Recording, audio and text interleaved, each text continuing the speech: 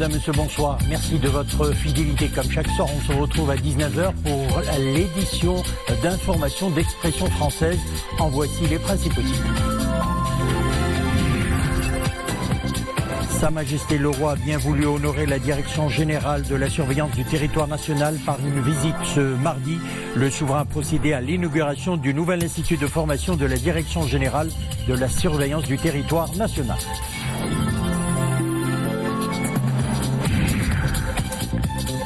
Son Altesse Royale le Prince héritier Moulay El Hassan a présidé ce mardi à Sehrish Souani à Meknès l'ouverture de la 13e édition du Salon international de l'agriculture.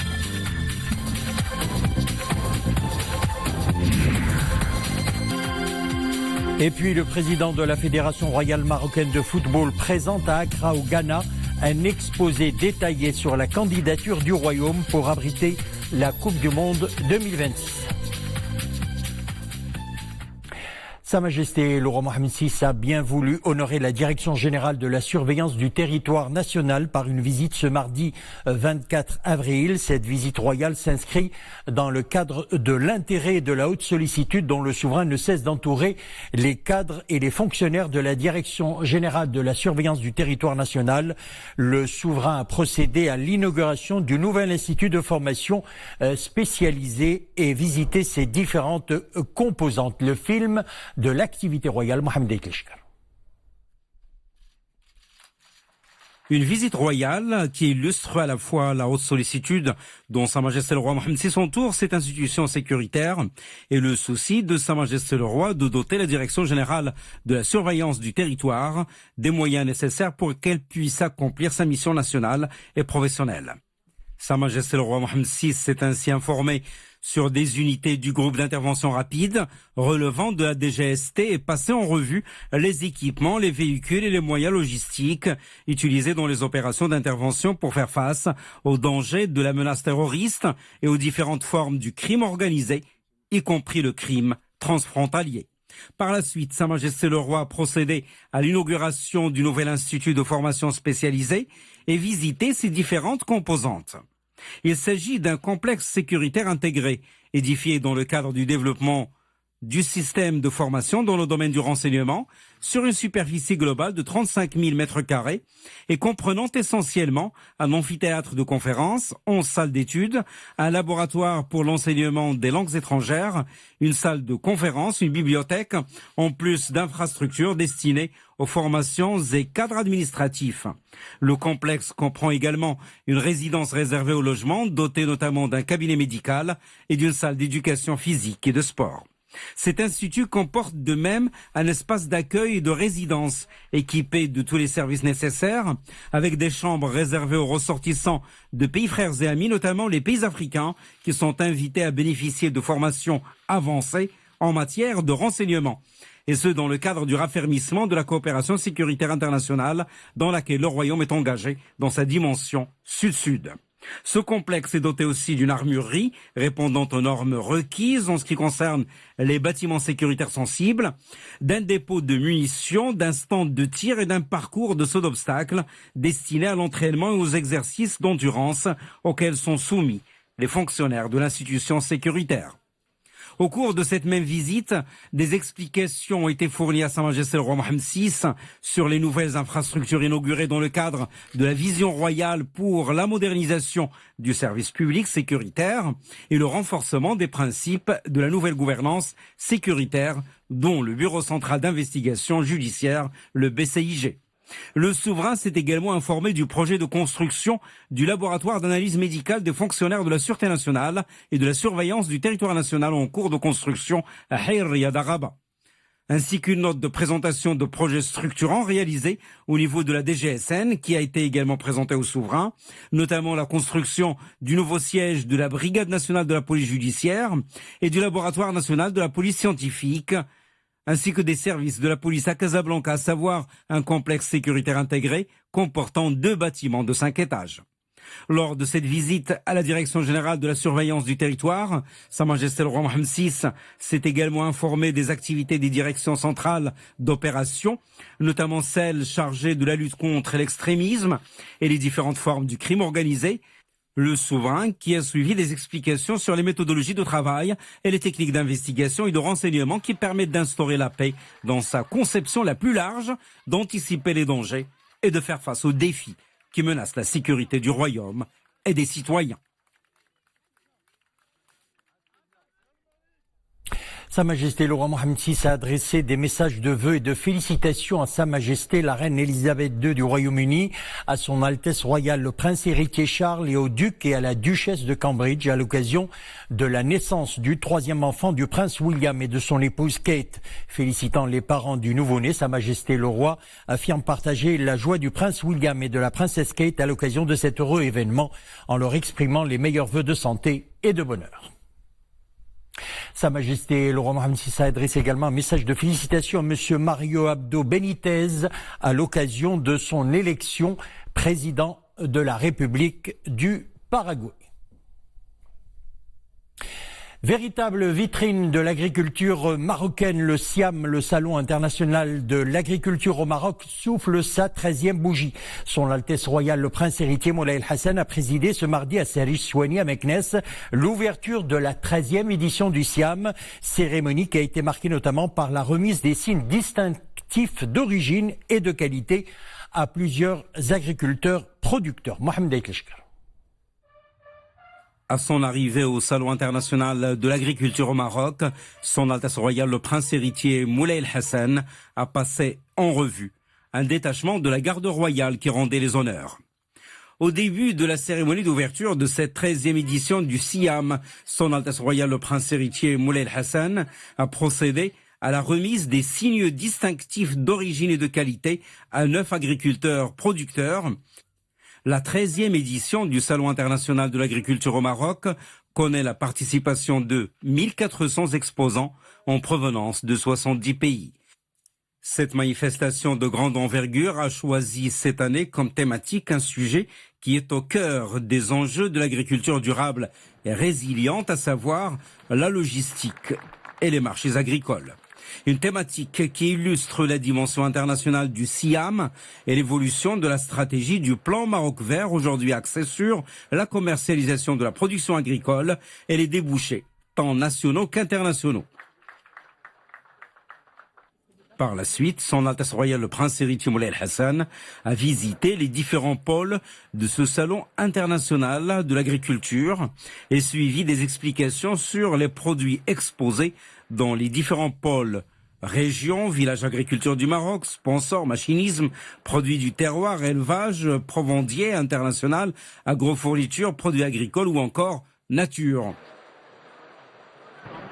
On est très fiers d'avoir le prince héritier visiter nous ce matin pour, disons, ouvrir cet pavillon.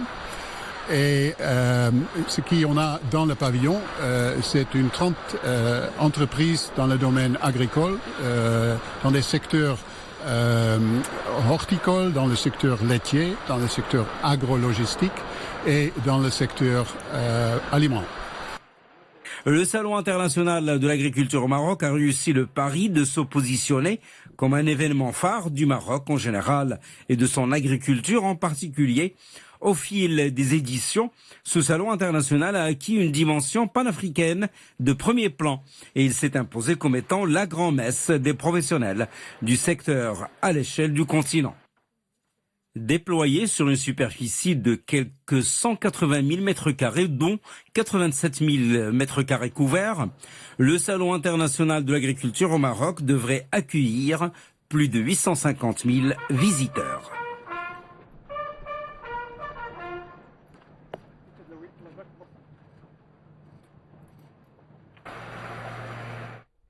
Et puis à Rabat, Son Altesse royale, la princesse Lalla Hasna a présidé ce mardi au musée Mohammed VI d'art moderne et contemporain le vernissage de l'exposition La Méditerranée et l'art moderne, une manifestation placée sous le patronage de Sa Majesté le roi Mohammed VI et le président de la République française. Exposition organisée par la Fondation nationale des musées et le centre Georges Pompidou. Khadija Zarwal, Samir Barka, Nisrine El-Hamdawi. Musée Mohammed VI d'art moderne et contemporain de Rabat. Son Altesse royale, la princesse Lalla Hasna, inaugure l'exposition La Méditerranée et l'art moderne. L'événement culturel qui offre une véritable immersion dans l'histoire de l'art du XXe siècle. L'exposition donne à voir des œuvres répertoriées en 9 sections. Chacune d'entre elles propose un thème particulier et suggère différents regards d'artistes de renom, aux yeux rivés sur la Méditerranée. 80 œuvres rassemblées autour de plusieurs sections, en commençant par la peinture, la naissance de la peinture moderne, et bien sûr les rivages photographiques, l'atelier du Midi, la peinture catalane, mais aussi ce grand rendez-vous qui est celui de Marseille en 1956, et la peinture et l'art autour de Nice. C'est une exposition de grande ampleur, plus de 80 numéros, les plus grands maîtres du XXe siècle, Matisse, Picasso, Miro, Dali et beaucoup d'autres, pour une exposition qui est une exposition thématique, qui explore les relations entre l'univers méditerranéen et l'art moderne. La Méditerranée est considérée comme un espace physique et comme un imaginaire. L'originalité également de cette exposition, c'est qu'elle fait bon accueil à la photographie.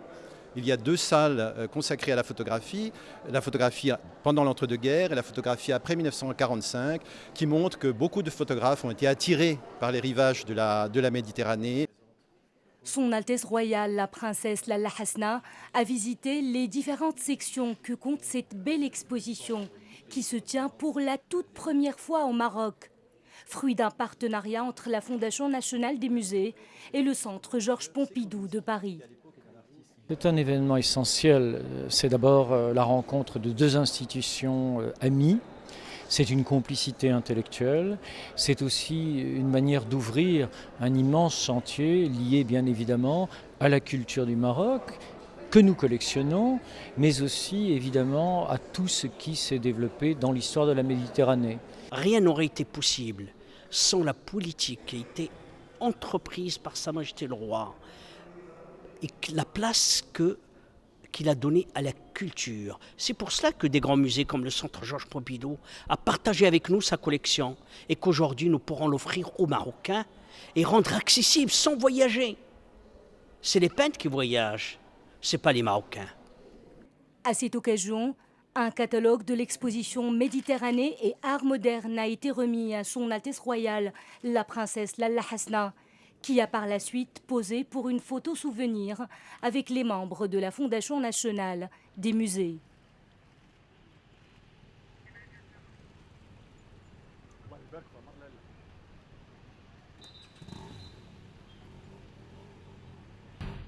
Réunion à Rabat consacrée à l'élaboration d'une feuille de route pour renforcer la place de l'Union des conseils économiques et sociaux et institutions similaires d'Afrique au sein des instances internationales. Réunion consacrée également à l'élargissement du Conseil à de nouveaux membres. C'est ce qu'a déclaré le président du CESE Maroc, Nizar Baraka, qui est vice-président de l'UCESA. Les membres de l'Union ont décidé lors de cette rencontre de renforcer les concertations pour sensibiliser d'autres pays africains à créer leur propre conseil et adhérer à l'Union. L'Union des conseils économiques et sociaux et institutions similaires d'Afrique a été créée, rappelons-le, en octobre 2001. On passe à l'actualité internationale. L'aide à la Syrie au cœur d'une réunion de la communauté internationale à Bruxelles.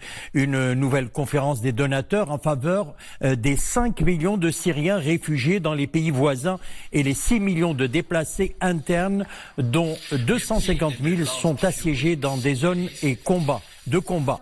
Les organisateurs espèrent mobiliser 9 milliards de dollars. 3,5 milliards de dollars sont nécessaires pour l'aide humanitaire. Il s'agit de la 7e conférence annuelle sur l'avenir de la Syrie. L'Union européenne est représentée par 12 ministres des Affaires étrangères. La ville de Toronto, au Canada, sous le choc après l'attaque à la voiture bélier qui a fait 10 morts et 15 blessés, et un homme de 25 ans au volant d'une camionnette a fauché des dizaines de personnes sur les trottoirs de la ville.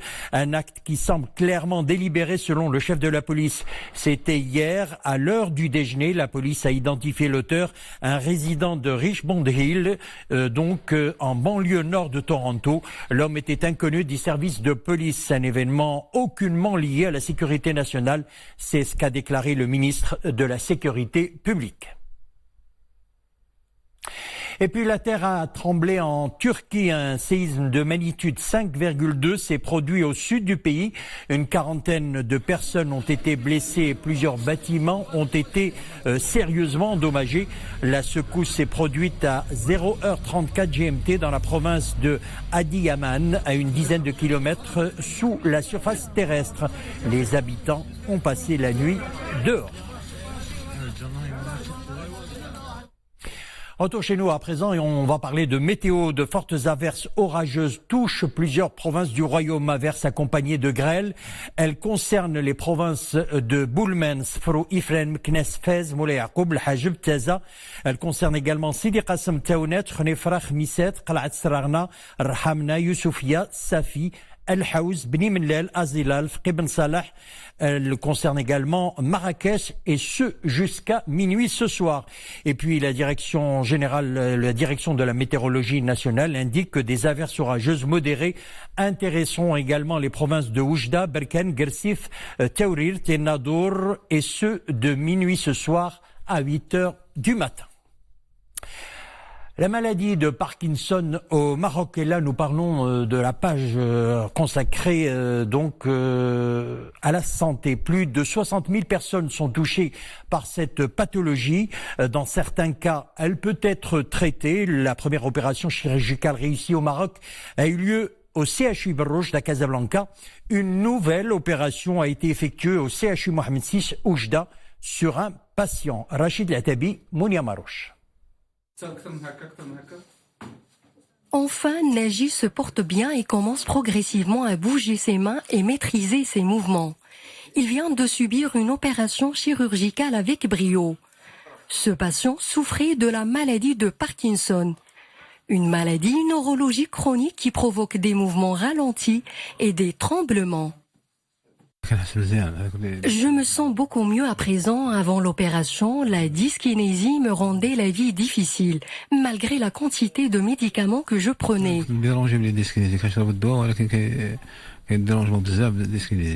Réalisée par un staff de chirurgiens neurologues 100% marocains, cette opération complexe a duré 10 heures.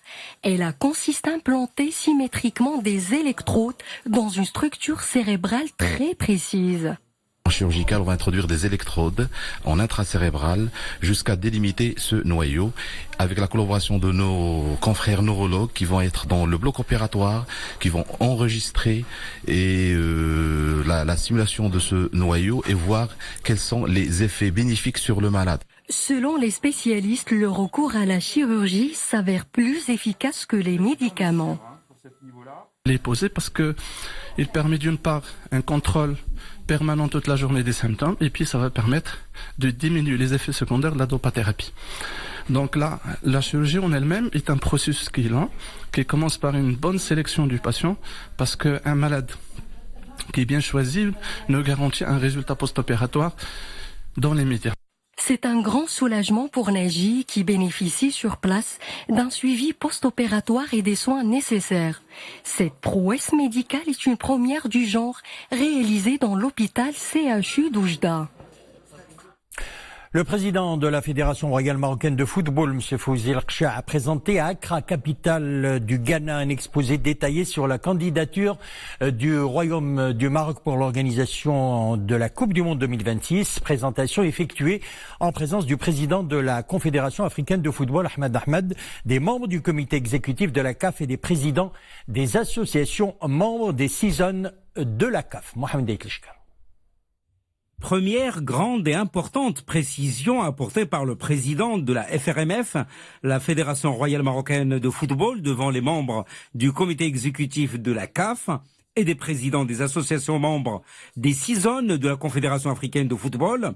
La candidature du Maroc pour organiser la Coupe du Monde 2026 est celle de tout un continent. Et la candidature du Maroc bénéficie du soutien inconditionnel de la Confédération africaine de football. Il nous a été présenté la candidature du Maroc. C'est dommage que le vote n'ait pas lieu aujourd'hui, parce que je crois que si le vote avait lieu aujourd'hui, devant tout le monde, devant n'importe quel pays au monde, je crois que le Maroc aurait été voté à l'unanimité. Deuxième grande précision, le dossier marocain répond aux conditions du cahier des charges de la FIFA.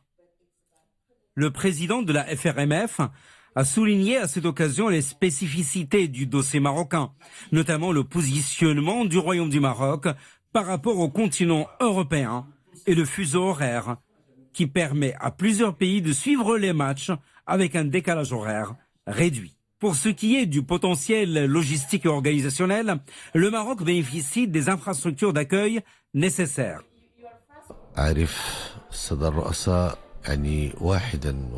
Je connais très bien les présidents un par un et je suis tout le temps en contact avec eux. Nous coordonnons à communiquer les données techniques et les spécificités du dossier marocain. Nous leur avons donné une occasion supplémentaire pour adopter le dossier de candidature du Maroc dans de bonnes conditions.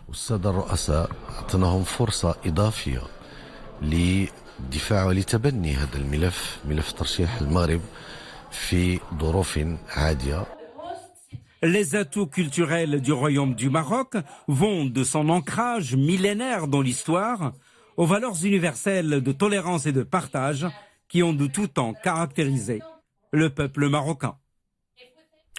Le monde du sport en deuil. Henri Michel, l'ex-sélectionneur national, est décédé ce mardi à l'âge de 70 ans. Après un dur combat contre la maladie, il a été à la tête des Lions de l'Atlas pendant 5 ans, de 1995 à 2000 et de 2007 à 2008. Il avait emmené les Lions de l'Atlas au mondial de 1998 et à la Coupe d'Afrique au Burkina Faso en 98. Il avait débuté sa carrière à Aix en Provence avant de devenir une légende du FC Nantes où il a évolué de 1966 à 1982 en tant que milieu de terrain.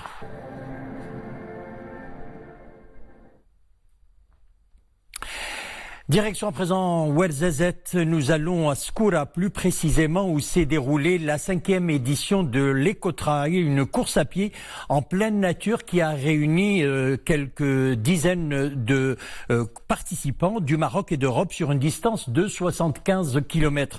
Un parcours pour découvrir, en plus du côté sportif, autrement les monuments touristiques de la ville de Ouarzazate. Hamza Sayah, Mohamed Aitleshkar.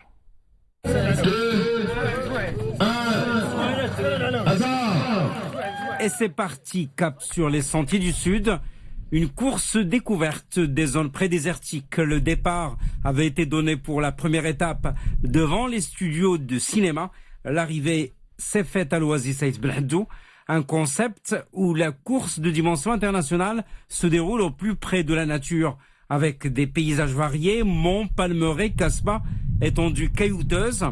Une première course à pied en pleine nature sur 3 étapes de 70 km et une deuxième course à pied également en 3 étapes sur 30 km au total. Et c'est un coureur de la région qui a survolé les 2 premières étapes de cette Ecotrail.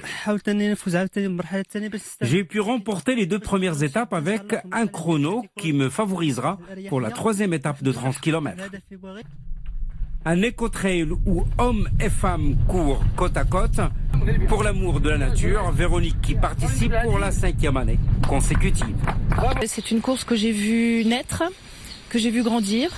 Je reviens tous les ans avec beaucoup de plaisir car j'aime beaucoup le concept de la découverte du sud marocain, de différents paysages.